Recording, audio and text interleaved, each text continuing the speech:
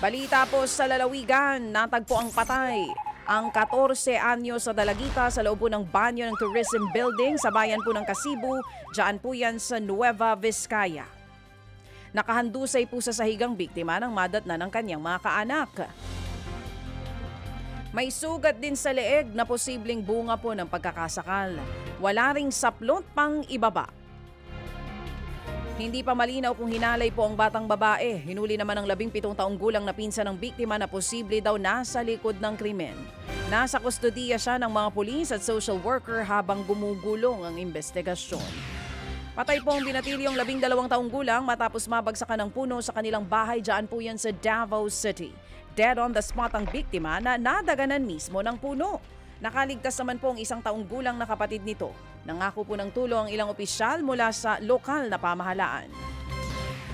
Sa pool naman sa CCTV ang pagnanakaw ng isang lalaki ng 3 panabong na manok sa San Ildefonso sa Bulacan.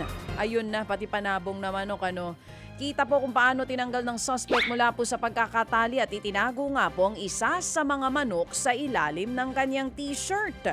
Mapapansing tila nahirapan siya. Pero hindi siya nagpatinag at tinangay nga po ang isang panabong.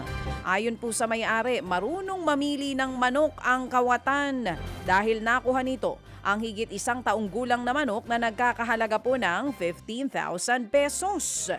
Napablotter na po sa barangay ang krimen at pinaiimbestigahan na sa ngayon.